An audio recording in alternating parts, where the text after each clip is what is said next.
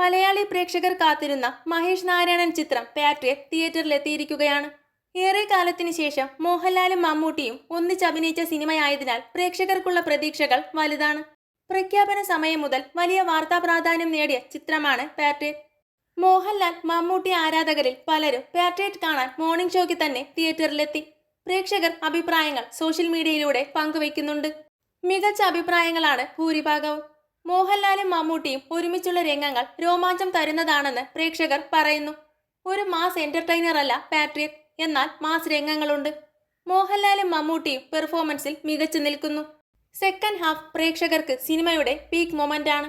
Sushin ശ്യാമിന്റെ music വളരെ നല്ലത് എന്നിങ്ങനെ പല അഭിപ്രായങ്ങൾ സോഷ്യൽ മീഡിയയിൽ വരുന്നുണ്ട്. പാട്രിയറ്റിന് വലിയ പ്രൊമോഷൻ നടന്നിട്ടില്ല. ഇത്രയും വലിയ സ്റ്റാർ കാസ്റ്റ് ഉണ്ടായിട്ടും വേണ്ട രീതിയിൽ മാർക്കറ്റ് ചെയ്തില്ല എന്ന അഭിപ്രായമുണ്ട്. കൂടുതൽ സിനിമാ വിശേഷങ്ങൾക്കായി ചാനൽ മറക്കാതെ സബ്സ്ക്രൈബ് ചെയ്യുക.